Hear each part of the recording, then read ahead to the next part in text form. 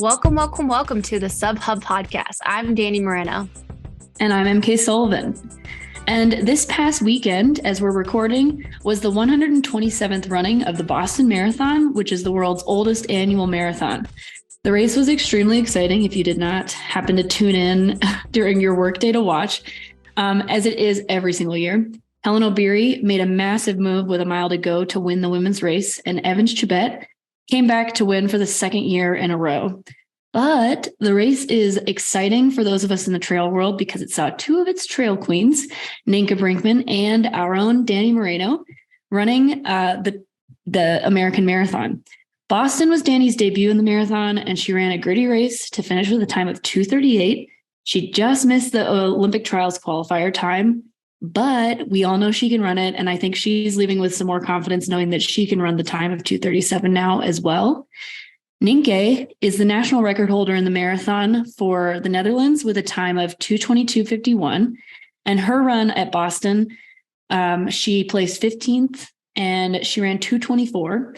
And Nienke was also third at the European Championships marathon last year, if you did not already know that. And she was the overall winner of the Golden Trail World Series final and won Zagama as well as the Pikes Peak Ascent. And did you also win Flagstaff? Yeah. She also won Flagstaff. Welcome, Nienke, and welcome Dani back as well. Me. Yeah, we are so excited to have you on to chat all things Boston. First off, how's your body feeling? It's getting better every day, but yeah, I think as I told you, the quads, they were suffering a little bit. How about you? Yeah, the quad is like the lower quads, kind of like by the knee area, not like the meat of them. But yeah, the day after the race, I was walking through the airport and I just could not walk normal. And in the airport, I saw funny like videos and reels on Instagram kind of leading up to Boston, how everyone wears the jacket and the medal. And I didn't really know how much of a parody that was, but literally hundreds of people in the airport had their swag, had their medal, and they were walking around like spring chickens. And I'm just like, using my hands to still try and walk normal. I was just like, what did I do wrong? How are all of you just walking around perfectly? Well, I think you dig deep then. Maybe they didn't dig deep enough. Yeah, Dani stayed with me before she headed out to Boston for one night. And I was like, I'm so curious to see how you feel after this marathon, because my experience is that I am always way more sore after a road marathon than I am after a trail marathon or race. Like the roads just beat the crap out of your quads. Yeah. Yeah. So too. But especially this one with the downhill and the concrete. Oh yeah. Ouch. I love the marathon, but it's brutal. And then I think at Boston, don't they make you guys walk pretty far from the finish line to get, or maybe it's not that way for the elite athletes, but like my friends who have run it are like, yeah, it felt like we walked for 4 miles to get to where we needed to be after the race. Oh no, I think we had to walk 200 meters or something. Not so far. That's nice. Yeah, that's nice.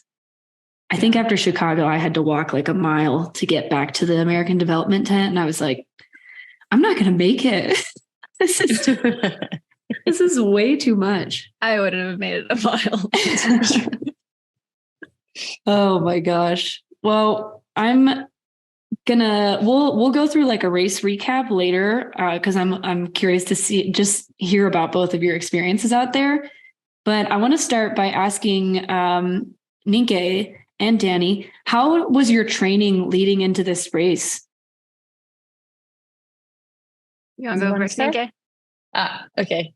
So I went 6.5 weeks on a training camp in Kenya in February till mid-March to do a lot of base training and also starting the beginning of the marathon blocks and stuff. And yeah, I think I had a really good training phase there. And then when I came back, I raced half marathon just to do like a sort of a form check. And then the last part of the build was back in Zurich. So I live in Zurich. So I just did that at home. Also, after a long time in Kenya, it was also nice to be back in your old routine and do the finishing trainings. But the weather was quite, not as good. Okay, I can't compare it to Danny's weather because it was not snowing all the time, but we had a lot of rainy days, and so that was harder mentally than in Kenya, because there the weather is just good all the time, really nice, warm. You're invited to run every day, and the last block in Zurich was just motivation wise a little bit harder with the weather. Yeah, I can imagine. So were you in E10? Yeah, so I stayed in E10, and then during the week, so in the weekend I was in E10, and during the week I went to Kaptagat to train with the NN running team. They have a base in Kaptagat, and so I was there. I slept there, I think, from so I arrived on the Tuesday, and then I left on the Friday again back to E10. Okay. So is Kaptagat also at altitude? Yeah, 2,400. Both, okay. I think, around 2,400 meters. I don't know how many feet. That'd be somewhere around, it's like close to 8K, I would think. My math is slow though. Maybe 7. But something I guess I forgot to mention is that Nienke is sponsored by Nike, and she's on the NN running team, which includes Eliud Kipchoge, which I think is kind of a household name if you watch running at all. So that's who she was training with during the week when she's talking about the NN running team. Is it's Kipchoge, and who else are names that people might know from that group? Because I feel like there's probably a lot. Geoffrey Camber. And then you also have the track athletes, so Faith Kipyegon. Mm-hmm. And so it was also nice to have a group of girls to train with, because they kick your ass. And I think it was really nice. They have a really good like a routine every week, the same. You know what's coming, and it's just super focused. I had a really good focused training and good recovery, and that was just really eye-opening to me how everything, like after training, everything is about the next training. And it's just it's really cool to see and to learn that doing not much in between trainings. You kind of need to learn that sometimes. I think that helps a lot to be fresh for the next. Yeah, having a community is just, it makes training so much easier as well, I think. Yeah. When you guys are all doing the same thing, it's a little bit easier to be able to click into that mindset, I'm sure, versus, trying to apply that on your own. Definitely. Especially, this is what I noticed when I came back. I had to do many trainings on my own. So I noticed the difference. And I think you did everything alone, Dani. Yeah, pretty much. Or most of the trainings. Yeah, Dani, tell us about your training. Anybody who lives in the Mountain West this winter probably knows that it has been a rough winter for training. And Dani chose to train for her first road marathon during one of the biggest winters Mammoth has ever seen. So tell us all about it. When you play, it's like Balderdash, and you're trying to come up with story summaries, and you want to make them sound very outlandish. I feel like I created some sort of chaotic, outlandish storyline for myself. I think there was a bajillion feet of snow here. No joke, over 700 inches at this point. That's a scientific term, bajillion. Yeah, bajillion. I can honestly say this was the most difficult training block I've had in a very long time, if not ever in my life. more so just like the mental challenge of showing up each day. And there hasn't been a training block where I probably wanted to quit like 3 solid times that I could think of, where I called my coach and I was just like, I can't do this, like this is hard. I can't even get to a treadmill. How am I going to do today? Or, I was shoveling as a part-time job, no joke, probably like 10, 15. There was a couple of weeks where we were all shoveling 20 hours a week. And I think for me, I thread the needle so finely as it is with work and running and some other stuff that I do, that this winter really tested me. And it was definitely, I guess I'm taking this more of a philosophical recap, but it was definitely one of those things is, am I going to be more benefited by pushing through, or am I going to be more benefited by taking the road out and deciding not to make this my debut? Because for me, I had such an emotional investment in this debut for years. Like I've been waiting for this, and to feel like I knew from the get-go, I was like, I'm not going to show up as my best self. Am I going to be okay with that?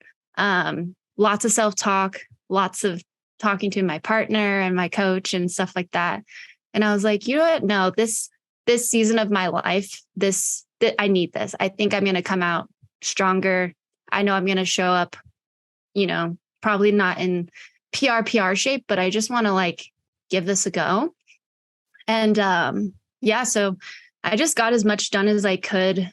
Again, with threading the needle, I probably recovered the least amount I have in the last few years for a training cycle. And I felt that, like EmKay said, like you can see really big gains when you recover really well. And that's kind of been my superpower. And so that time that I used to have was shuffling. I spinned it, I was like, well, I'm going to have guns that will be able to push me up Newton Hills. Intimidate everybody. Yeah. I'm going to show up looking like a freaking wrestler. I'm going to be so strong. They're going to be, who's this girl?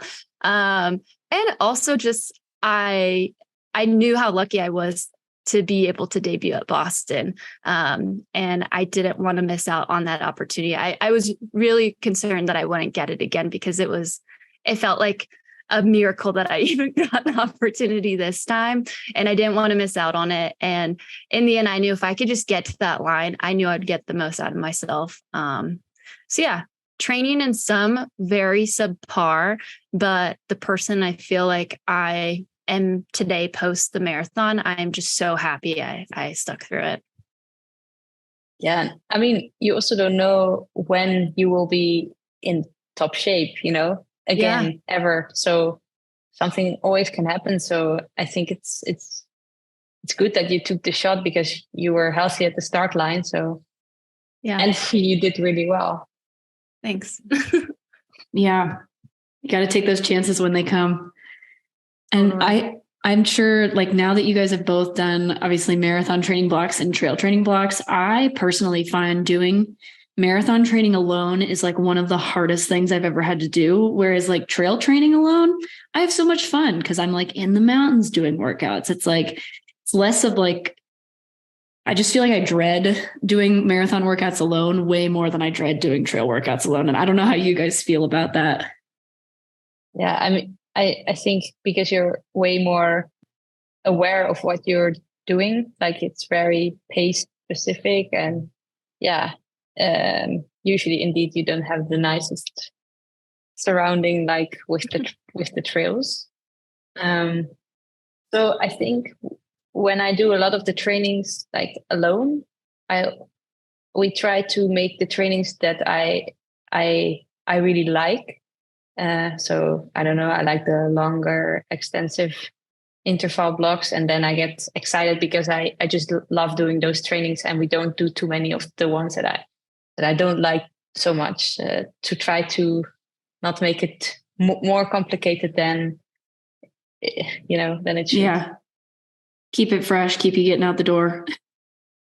Yeah, I mean, yeah, it's true. Like, yeah, but you have to motivate yourself way more if you're not in a group. Yeah. I know for me personally, I had to adjust a couple times, just because I really don't like adjusting. I think it's something that you should do seldomly. You should learn to do that here and there. But considering the season of life, my coach was like, we're gonna, there's 2 days specifically where I started and I was so off pace. And he's like, all right, let's change the plan. So you're not, it's more so mentally having that failure, right? In like quotes. Did you have any workouts like that where you had to change things up? Yeah. Once also I was really not hitting the paces at all that we were like, which were quite obvious to go for. And if you're alone, it's like the end of the world, basically. And it's also hard to say to yourself, hey, I don't do it. Because usually it's nice if someone else can make the call for you like that. And I think those moments, then it's nice to have people around, because they show you, okay, the circumstances of the training are very difficult, or maybe you have a bad day, but at least they can motivate you, like, hey, maybe do the same thing with a slower pace. But it's different if you just have people around to talk about it. And if you're all on your own, it's really the worst thing in the world.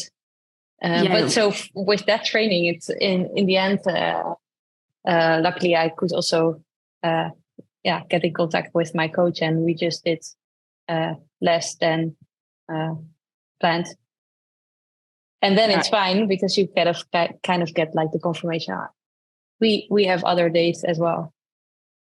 I feel like we're all probably way more stubborn on our own than we are in group sessions. Because I have this story where I tried to go do like a 24-mile run with like marathon pace, and I couldn't hit a single one. And I just cried for like the whole run, but I just like ran really slow, finished the 24 miles. And then I texted my coach afterwards, and he was like, EmKay, you could have just done it like 2 days from now. It's like, oh my God, I didn't even think about that. I just was like, I gotta finish this run. Yeah, 100%. Yeah, the crying for sure. I'm a big crier. I share that all the time. but I mean, you had to do a lot of trainings indoor, even. That's like plus. Dani, you were on the treadmill a ton. Plus points on the mental side. Hopefully that's worth 90 seconds and they'll let me into the Olympic trials. For sure. Yeah, it was, it definitely does something on the mind too. I'm sure as both of you have experienced like similar to like the winter blues and stuff, but then it gets exacerbated if you're indoors, like on a treadmill and it's just dark. And you're just staring at a wall and everything. I probably took more caffeine this winter than I ever took before workouts. I've never been but it was like the only way I could get myself like feeling like I was hyped up and stuff like that. But yeah, what would you say was your best workout? Can you remember that day where you're like, I can do this? Oh, but this, I think it was in Kenya during a long run. It was a really tough course also with up and down. And I think a lot of people thought, because it was my first 40K long run, and a few of the group, they also spoken after, they said, we were surprised that you finished it because you started quite hard. And, that gave me a lot of confidence that you can do such long distance. I usually did my long runs quite easily. And in Kenya, I did longer runs at more like a tempo pace. And so in my first one, it was also quite some uphill and downhill. And then I just went for it. But it paid off. And that was, I think, a really good boost for your confidence. I think those workouts, they stick with you because you think, I can do it. I think, I don't know. How about you? Dani, what was yours? Very similar. It was the longest one. And I was so tired of the snow that finally I went down to Santa Barbara. And originally the plan was to be there for 2 weeks. So that's at sea level in California, like sea level, you're on the ocean. And the plan while I was there was to have 5 big workouts. And this was the third of those 5. And similar, very long run with some hills, because the whole thing was, how is your body going to respond the second half of Boston? Once, like, that's the most difficult part of the course, and it's the last, it's 70 minutes or so. And I luckily had like a group of guys. There's an Instagram reel on my Instagram because this media team heard I was doing this workout, so that was really cool to like get it captured. And yeah, after what I thought was very crummy training, pulling that off and everyone being like, wow, the same kind of thing, you're like, oh, maybe I am in shape. Like, maybe I can do this. That was really cool. And it was in the rain too, which makes it feel a little bit more epic. The sad thing though was afterwards, I thought I had a stress fracture. So then I had to take, 3 days off because my foot, and I was like, well, at least I went out on a high note. So I unfortunately did. I went back to the mountains and I couldn't do the last 2 workouts. But yeah, that was the highest point of my training, I would say. And Dani did not have a stress fracture. I didn't have a stress fracture. Yeah. Oh man. Yeah. You guys are tough as hell. And I feel like, yeah, each of you, like Nienke, you training up at like high altitude when you're not from there. And Dani, you training for this freaking crazy winter, like just made you guys so much tougher for this race. And so I'm curious, because Boston is like notoriously one of the harder marathons because of its hills and everything.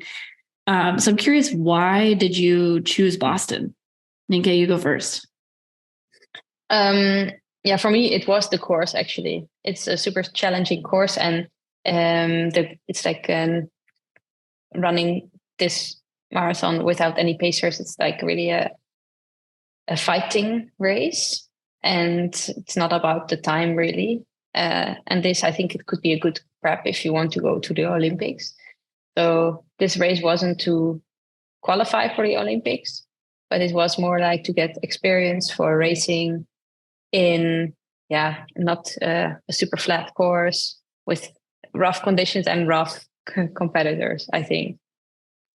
Yeah, because I think that everybody kind of assumed that Paris would be a flat course, but it's pretty hilly, isn't it? Oh, yeah. In terms of the course profile? Yeah. Yeah. I was surprised about that. Yeah, I like it that it's not super flat. So that will be like a race where it's not about time. It's just fighting your way through. And I think in a race like Boston, you can at some point they went really fast. The front group, we started off quite slow, but then they went really fast. I think they had a 5K of like 3:13 pace. Oh, that's 10 kilo. I don't know, in miles per minute. They were anyway, running like very 5:17 for a while, I think. Yes, and then I mean, that's if you look at the finish time, it's like 2:21. So that they won't hold it for the full race. So people can potentially blow up big time, or they go slower again. So you can have different tactics, I think, to finish a race like this. But then if you have a lot of headwind like we had, it's also good to be in a group. So it's it's a lot of things to think about. And in a race where you have a flat course, you have pacers before you don't really have to think what to do. You just follow. And I think this race gives a lot of experience. Yeah, it's very tactical in terms of how people run it, which is why it almost always comes down to like the last half mile for the top, 3 to 5 places. You're like, how are they still together? Yeah. And then, sprint finishes in a marathon. Like, what? Yeah. Yeah. Dani, why did you choose Boston? Especially as your debut. Yeah. So I messed up in the head. I mean, very similar to Nienke's shared experience there, in that it's a hard course, and I like to do hard things, and I liked the challenge of it. It felt like a puzzle. I've heard so many horror stories about Boston, but equally it's balanced with the beauty of it and the atmosphere and the culture around the race. I mean, I think that's probably the most fans you'll see it at an American race, period. I'm just going to throw that. I'm pretty sure there's hundreds of thousands of people there. And there's little to no space where someone isn't lined up shoulder to shoulder cheering for you. And so, yeah. And it was one of those things too, like growing up, at least in the States, like I didn't know any other marathon besides Boston. Like that's the only one I thought existed for most of my young life. Like, oh, Boston Marathon, that's what everyone's trying to do is Boston Marathon. I didn't really know of anything. Even living in LA, I never really heard of LA Marathon. So yeah, it was kind of just like had this aura around it and lore that I really wanted to be a part of. And yeah, I'm just still so grateful that one of 3 women that got to debut there this year. I felt like I was part of a special club. And the conditions, actually, just to layer that on there, I thought that was really fascinating, just how it's different every year. So like Nienke said, you have to really be ready to problem solve, based on what I didn't even know we were going to have a headwind until like the day before. And I was like, okay. Yeah, the forecast kept changing on you guys like daily. Yeah, there was one point where I was like, thunderstorms all day. And then the next day it said no rain. And then the day of it's like, oh, it's going to rain on and off the entire time. It's like, all right, we're going to do this thing. Yeah. And then I think just for the start, I heard, yeah, no worries. It won't rain. And when we started there, like mile 2. Oh. Yeah. No, right from the start, I was like, this really feels like rain. Oh man. We joke like, how, when we say like, oh, I run trails, like people always ask like, oh, well, what ultras have you done? And Boston, I found like anytime somebody finds out that you run a marathon, they're like, oh, did you qualify for Boston? And it's like, yeah, I did. It's a badge of honor. It is a badge of honor for sure. I've never been to Boston. I've never raced Boston, but just like watching the live stream and seeing all the crowds is so cool. I was telling Nienke before we started that the Olympic trials in Atlanta was so cool. I hated the loops so much, like just as in my head, it was terrible. But the cool thing about it was never quiet, like kind of same thing. There was never a point where people weren't cheering for you. And that there's just something about that even when you're tired, you're like, I got to keep going for these people that I don't know that are cheering for me because my name's on my bib. Yeah, and you guys are sounding like trail runners being like, oh, well, I chose it because it was hard and I like to do hard things. Oh man. But so were you guys both feeling pretty confident going in, like that you were going to have the day that you wanted? You go first. No. Yeah. No, I felt like I did enough to get the qualifier. Before my training block even started, so this is after trail season and we just found I got in, I would say my goals were a lot more loftier.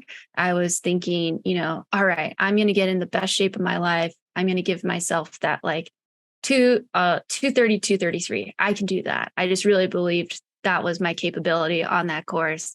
And then I got sick a bunch and I was like, all right, maybe like 233, 234, and then the winter really started to come in and I just felt, again, talking about recovery, my recovery was just so slighted day by day, week by week. And I could feel my mental fortitude was struggling. And so that's why I was like, all right, we're going for the trials mark.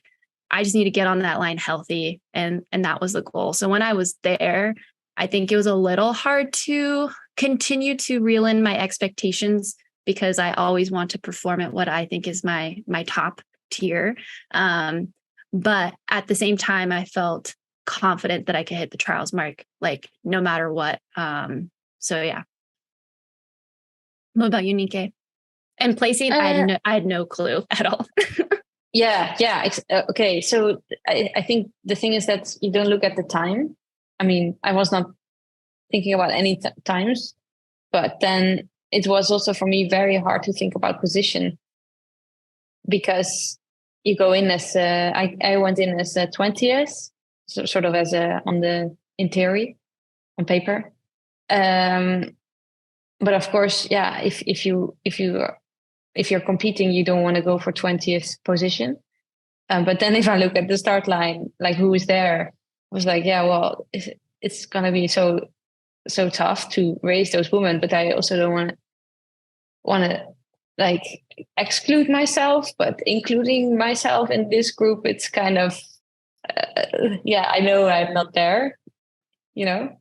So it was very tough, and then to think of what will happen in terms of position or time.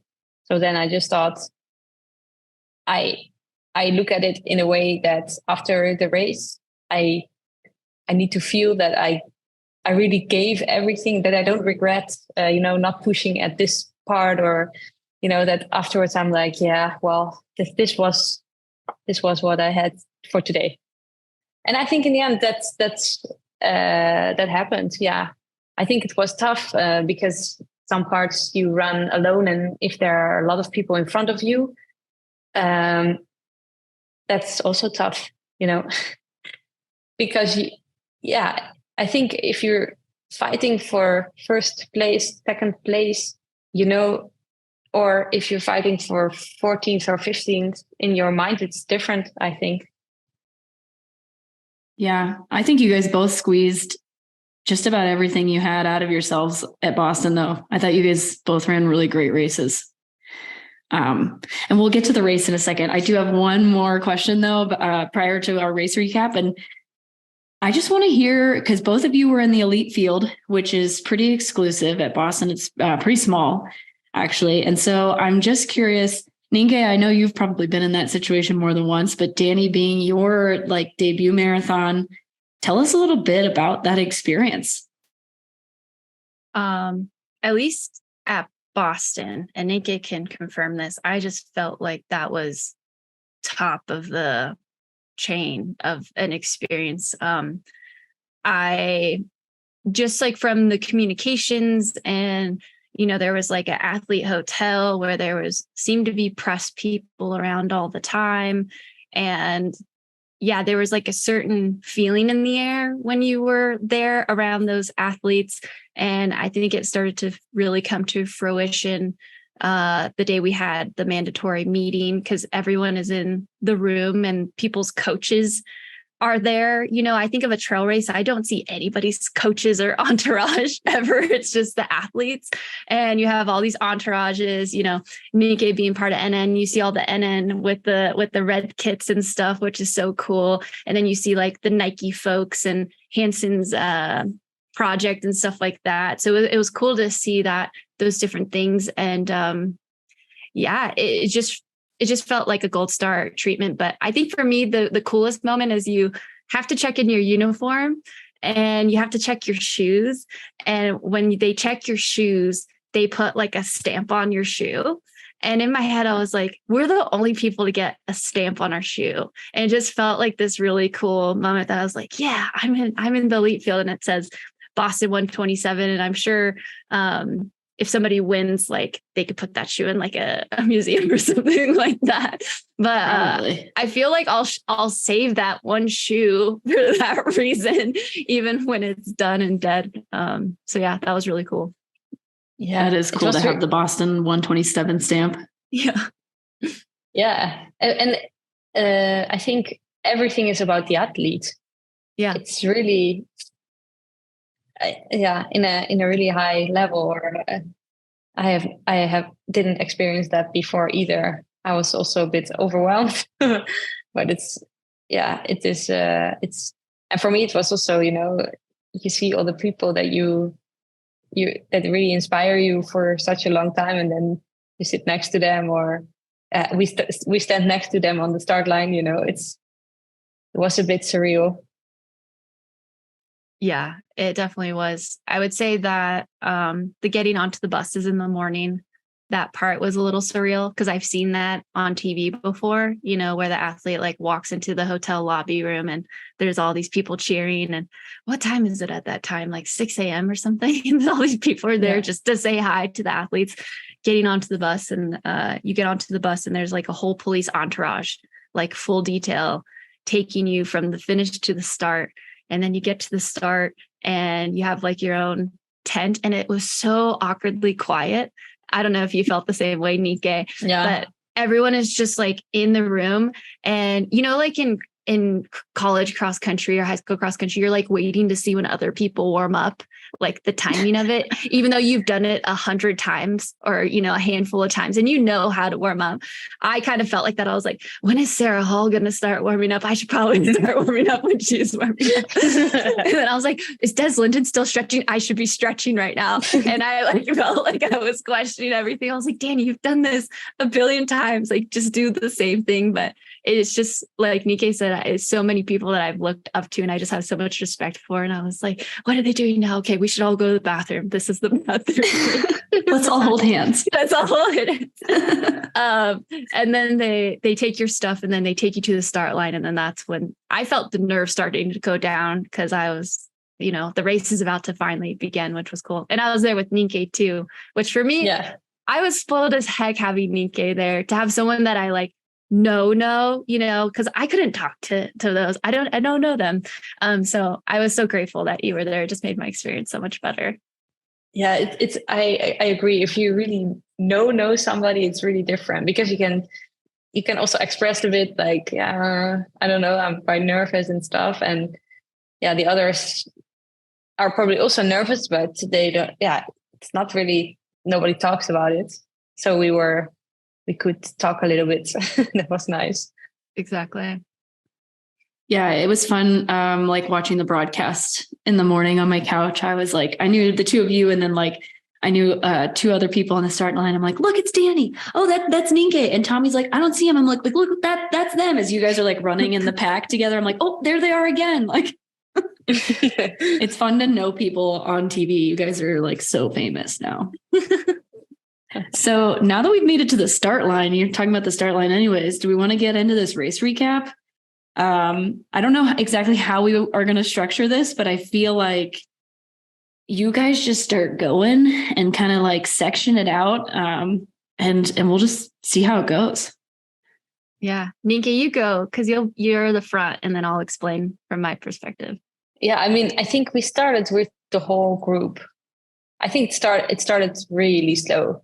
And what I thought when it started really slow, I thought that just means it's going to go really hard. Like, you know, you're just thinking about, okay, when is it happening? And it's just, you know, you're not going to make the move. So you're just waiting. And I think at 10K, I don't remember exactly. Then they had this really fast 5K. I think the group until 5K was like really big, right? Yeah. And then, so I think until 10 it was, I think the whole way it was still quite big, but between 10 and 15, I think it started to really split into groups. Yeah, for those of you listening, their first mile was a 6:09, which is like 2:43 pace, and these women end up running like the winners ran like 2:22. So they were crawling for their marathon pace in that first mile, at least, if not more than that.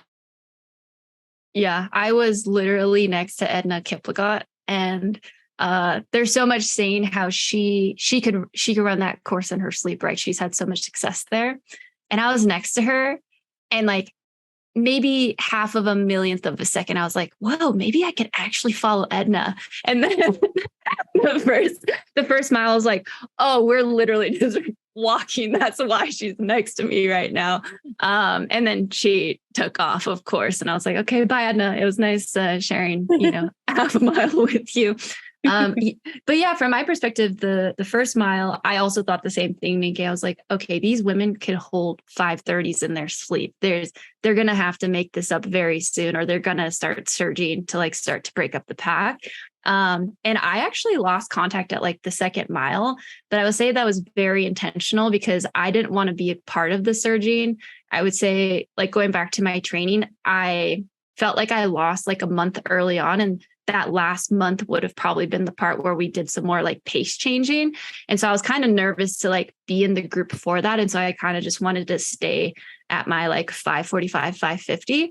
And there's probably like a group of 8 of us that held back, and you guys just like started to go already at 5K. And in my head, I was like, they're running so much faster than us. There's going to be carnage for sure, because seeing how big the group was, I was like, not all of those women are going to break 2:30 today. Mm-hmm. I'm just going to stay back here. And already, like you said, starting around like 6, 7K, women already started falling back and we were starting to catch them. Yeah. Yeah. That's it. I think this is the best feeling, that you're starting to catch people instead of people are catching you. Yeah.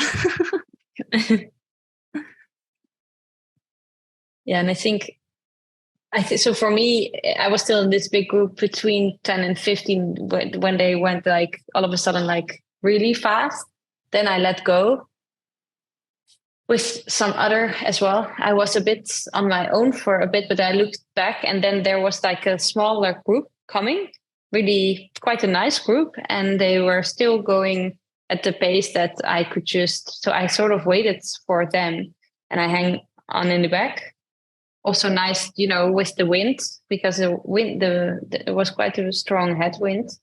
And it was like, I think you can call it like a chasing group. So you had the leading group, and then I was in the second group. Until I think 35 or something, or 33.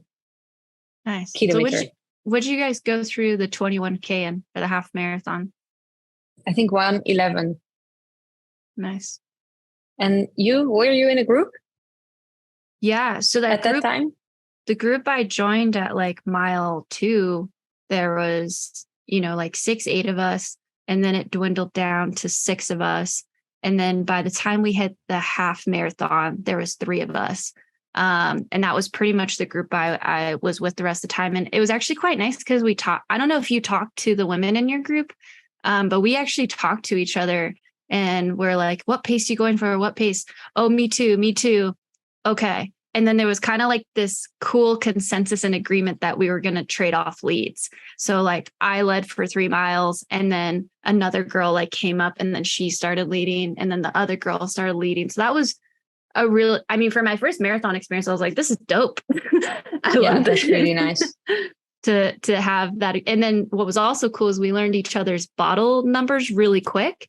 And so whenever we hit the bottles, we would get in the line and because we learned we were like 7, 10, 11. So the 7th girl grabbed her bottle and would move, 10th girl would grab, and then I would grab.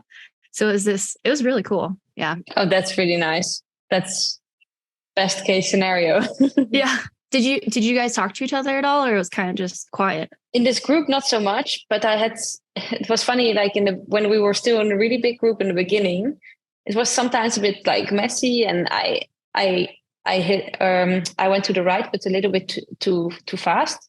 So I didn't see a woman behind me, and I touched her, and it was not on purpose, but she was kind of pissed. So she said like, "Yeah, be careful."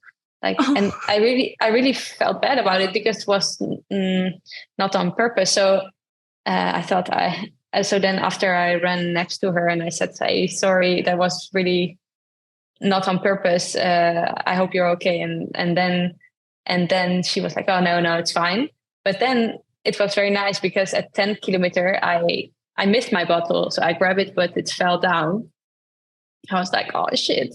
But then she actually came to like run next to me and said, "Hey, we can share my bottle." So that was really nice. And she was the one really pushing the second group.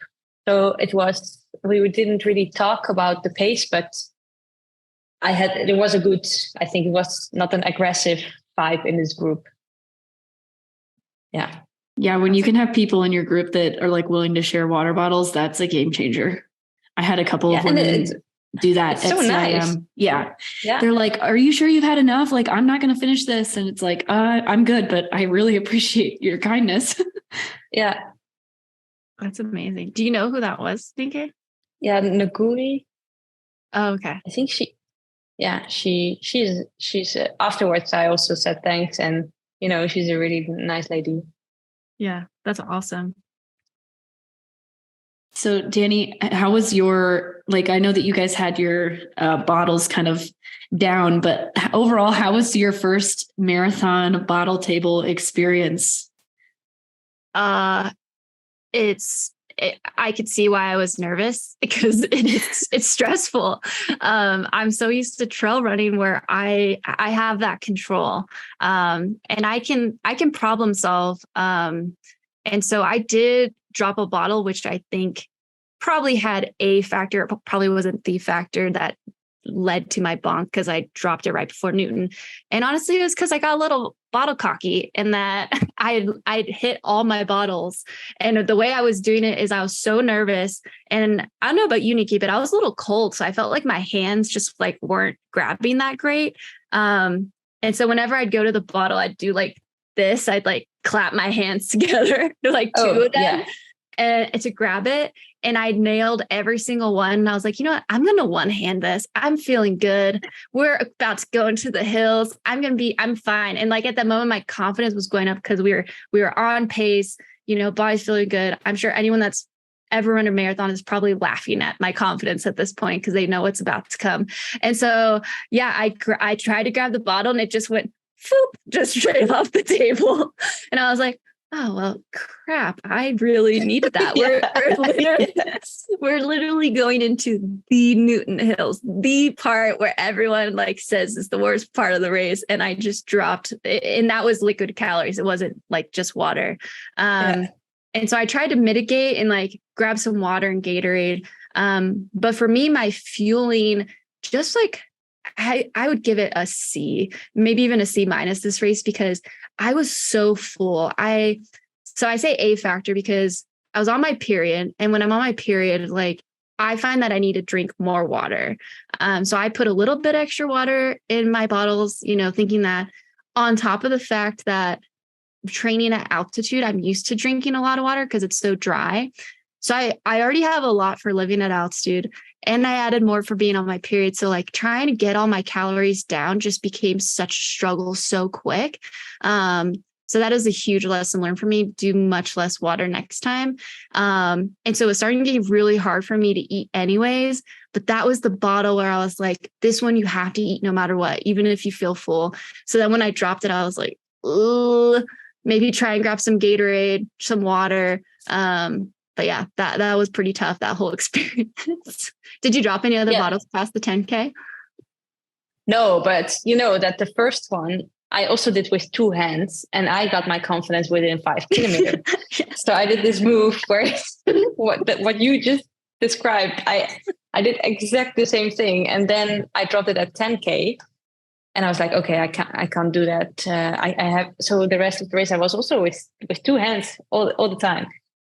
But honestly, and I heard a lot of women talking about this, it was really hard to drink. And I think it was also temperature. I really couldn't drink what I was used to. And I didn't had any, different things. I had my usual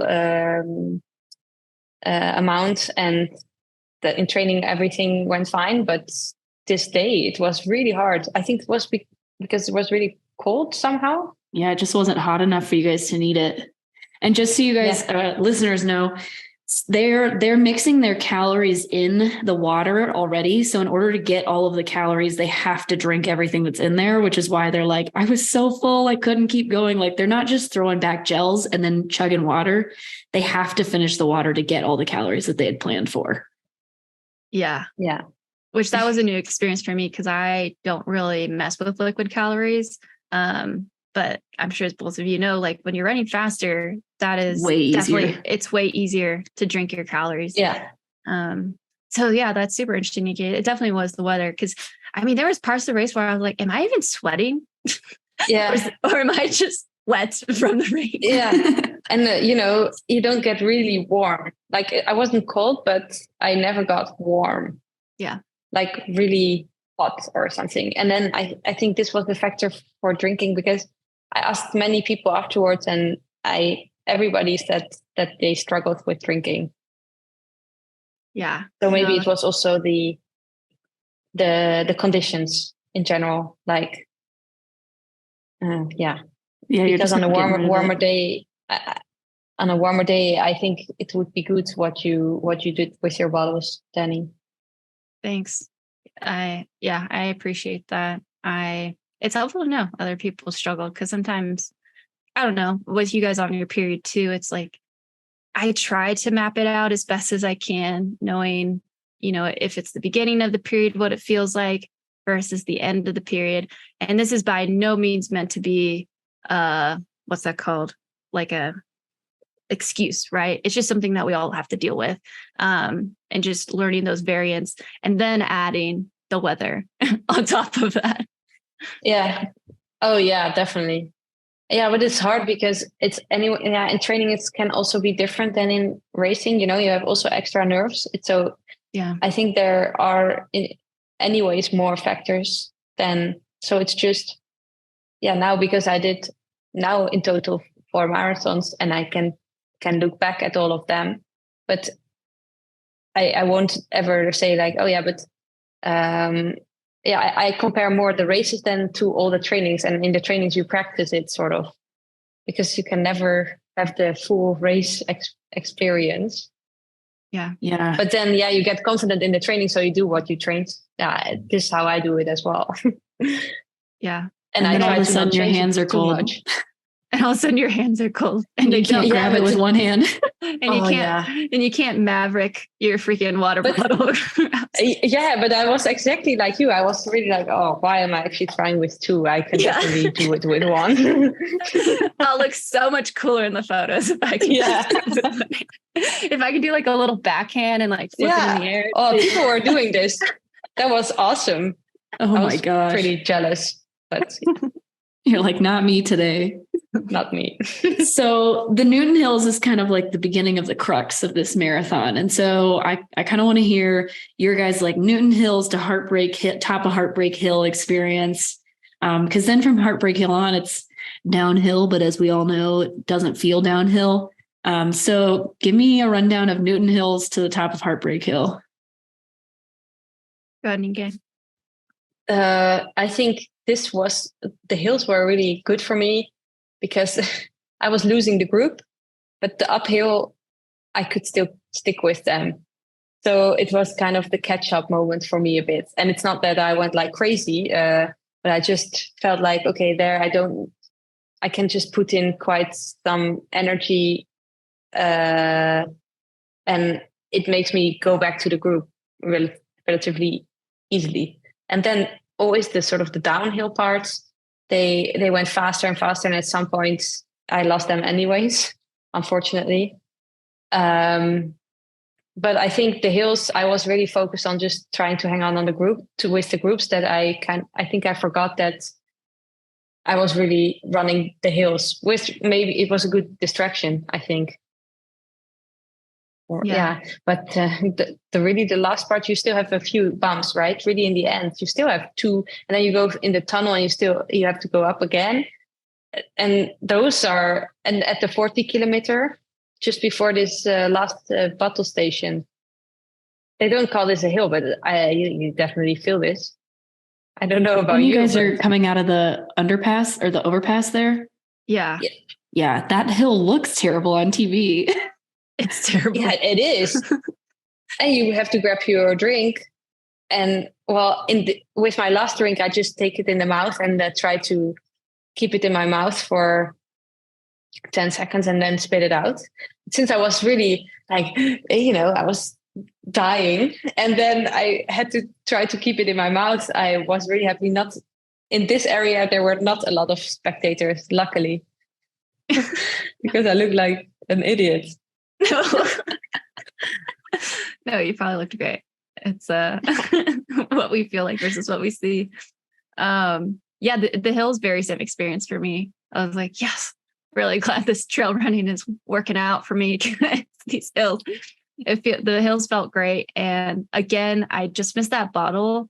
But then my confidence was at a high. And then as we were going up the hill, I was like, this feels really good. I'm going to do this. Right. Because in contrast to Nienke, I'm there for a time, like place, whatever. But like I was glued to the watch.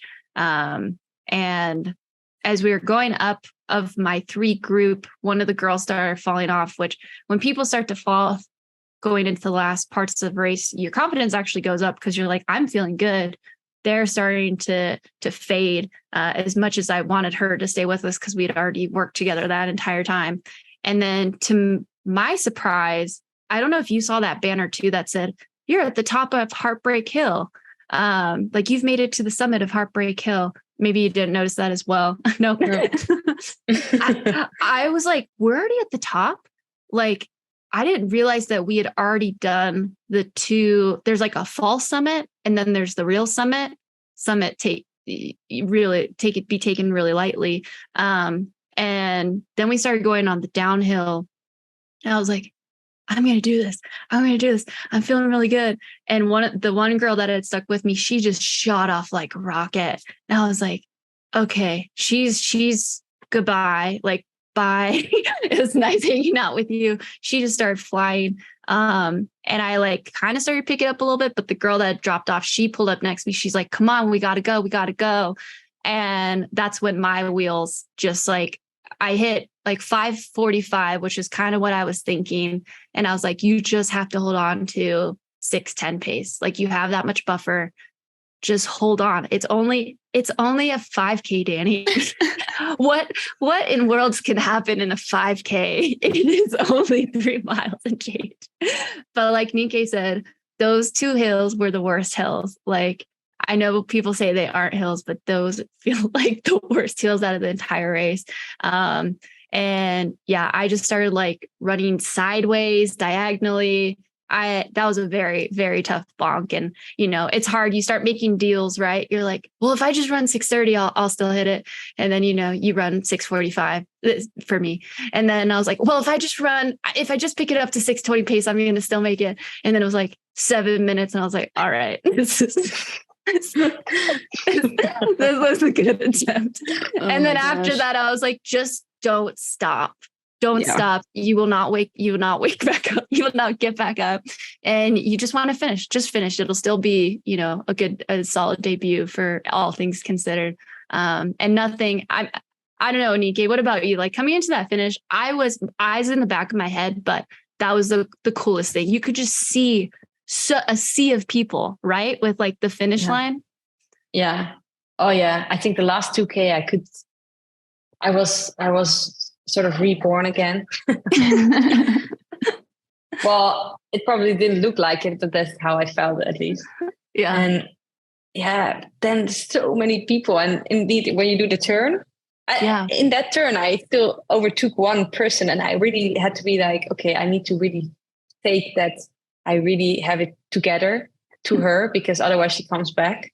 So I was really really faking my good form. Sort of like, bye, I'm overtaking you with full confidence, but I was not confident at all. But I managed there, but it was a cool finish. It was just this long street. It's last 400 meters, I think. When you do the last turn, I think it's 600 to go. 600. Yeah. Okay. It feels long. It looks long. It is actually. I mean, still a lot happens there. Yeah. I think in the men's race, like I saw Scott Bobble pass like 2 people just on that one straightaway. Yeah. Because you're like, oh, they've made the turn. They're coming into the finish. And then it's like 4 minutes later, they've made it to the finish or whatever. But, yeah. So you said, Nienke, that you kind of lost contact with the group, like, you know, on the downhills. So were you running that last bit of the race on your own? Yeah. Yes. But then later on, it was close. I think within 30, I think the number 7 to where I finished is all within 30 seconds. So it was really, I was also thinking, oh, maybe I can do more. When you overtake one, you think you're the queen. but it's really hard to overtake people. But I really saw a lot of people still like, whoa, it's close there. But obviously it's really, it's not possible to overtake. But I think some of the leading group or the second group, they fell off really. They fell off quite late in the race. I expected a lot to be falling off earlier, but I think maybe in the last mile or something that a lot of people were struggling a lot. Dang. Did anyone overtake you in the last part? Yeah, I think it's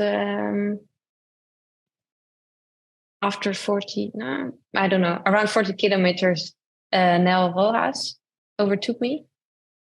And I was like, shit, I want to overtake her again. But I didn't manage. I think she was like 10 seconds before me.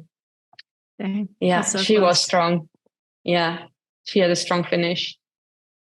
And the crazy thing about watching it on the broadcast is because that straightaway is so long and the angle that they show it from is like on the ground. Like as a spectator, you're like, oh my gosh, she's going to catch her. She's going to catch her. Yeah. And then they like show the overhead view and it's like, oh, just kidding. That person's like 20 seconds back. Yeah. But you're like, oh, this is it. Yeah. And on TV, you always think like, come on, push harder. Yeah. But it's just so weird to actually be in that position and not be capable of going harder. And when somebody passes you in your head, you're like, okay, just go with them. And you like try to move your legs and it's like, nope, definitely not. Yeah. The guys from like the first wave of the rest of the race started passing me and they're like, come on, you're almost there. And I just like couldn't even respond. I'm like, dude, I'm just trying to remember how to run right now. Thank you. But how do you move your arms to pick up my legs? Don't run over the freaking barricade because but yeah, they were very quite kind. Like you said, people as they're passing you too, they're like, come on, let's go. Yeah, that's motivating you. Yeah. And you're like, I wish that I had anything left in these legs because I would, but I literally can't. I love that for you. I'm going to stay right here. Yeah. What happened after the finish? Did you fall down or? Yeah, someone caught me and this guy was like, are you going to be okay? And I was like, can you just put me on that wall over there? And I just like stood on the wall for a little bit. Cause I definitely probably would have like fell sideways. To me, I was like, just keep going. Don't give up. Just like get across that finish line. And then I just remember this one part, like, can I please have a Gatorade? And yeah, coming right up. We're going to get you Gatorade. He gives it to me and I try to drink it. Nothing coming out. I was like, it's not working. He's like, it's not working. How do we get this kid? And then they had to like take the cap off, pull the little thing off. I thought I was going crazy. I was like, I can't even drink from a Gatorade bottle right now. What's going on? And then we went and walked over to the elite. They had like a recovery room, and then that was really nice. I got to see Nienke there. But everyone was dead. There was very few like huge smiles. Everyone was just like, what did we just go through right now? Yeah. It was quite funny because I think you sat down just too far to have a chat. Yes. But we both were sitting and we saw each other and like we're waving and be like, we want to chat. So both making the movement to stand up, but both realizing, okay, we can't stand up.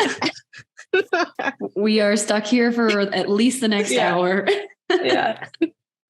And then of course you're starting to be like, who won? Like how'd it go? And that's what I heard about, the men's race and the women's race and stuff. Yeah, true. That's cool. Well, congrats to you both on a successful Boston. I know, Dani, you're a little disappointed, and that's all right. You'll definitely come back stronger next time. The marathon is just like such a learning experience, just like any type of racing. So, doing it the second time will be like significantly better than the first. So I'm curious. Oh, what were you gonna say? I just want to add. Go ahead. Want to add, you chose the toughest race. Like, really, I think you would have qualified on a fast course. Definitely. For sure. Yeah, thanks. Definitely having that in my back pocket has been nice. I've had a few people reach out and say the same thing, and I chuckle because I'm like, that's literally why I chose this race. I wanted to feel this, and I can totally see why everyone is addicted to road marathoning. Even though it ended the way it did, like, I'm so excited to do another one, and I think it's so cool, EmKay, how you're constantly going back and forth, because they're completely different challenges. They're both very difficult, but like in very different ways. And so I can see why it's so fascinating, for sure. I know. Nice. And I told Dani, I've been telling Dani since the beginning of the year, like, I don't really want to run the marathon, try to qualify for the trials. Like, I don't want to do that. And like, as soon as you guys finished racing, I was like, okay, signing up for a marathon. Let's do it. It's also when you watch it or be in the environment, it's like really motivating. Yeah. Every year that I watch Boston, I'm like, gosh, dang it. I'm going to sign myself up for a road marathon, aren't I? But it'll be fun. I don't know what yet, but Dani and we'll have to coordinate. Yeah. That would be nice. So last thing, we already know Dani's race plans of the future, but what comes after Boston for you, Nienke? So I will go back on the trails for a bit. We'll see. My first race will be in Mont Blanc Marathon for the Golden Trail Series. The Segama I was signed up, but actually I just withdrew. Do you say it like this? Yeah. Because I think I think I needed a little bit more recovery. It's 3 weeks out, and I think it's too close to the Boston Marathon. I think that's probably a smart move. Yeah. What's that? Do you have any plans after Mont Blanc Marathon yet, or are you just kind of playing the rest of the season by ear? So I will also do Sierre-Zinal, but the main goal of this year is to qualify for the Olympics. So that's really, I will put everything besides if I know it needs to be put to the side to make it to my next marathon. In the fall, I haven't decided yet which one, but I want to do a fast one so that it would be, a fast time. Cool. Yeah, you have plenty of options. So I'm sure that'll be fun to pick one out. And darn, you're going to focus on going to the Olympics. What a bummer. What a bummer. No, we're so excited. Well, I first need to qualify. What is the qualifying time? 2:26:50. Okay. She was telling me offline that it doesn't count. Boston doesn't count because it's a point to point. Whoa. Yeah. Crazy. I didn't know. I think it counts in the US for just a trial qualification, right? Yeah, that's why you did it. Yeah, it's like the same reason that Ryan Hall doesn't like have the technical American record, because he ran it at Boston and it's not a loop. Wow. Yeah, that's crazy. What if I did get the time and it didn't count? That would have been just as disappointing. No one told me the entire time. But anyways, Nienke, it has been a pleasure talking with you and recapping this experience, which again was just made tenfold more magical sharing that with you. So, and I'll be at Mont Blanc, so we'll get to see each other then. Oh, nice. And same to you. It was really nice to see you again. And thanks for having me in this podcast. Of course. You guys are so inspiring. And this has been the SubHub Podcast, brought to you by Freetrail.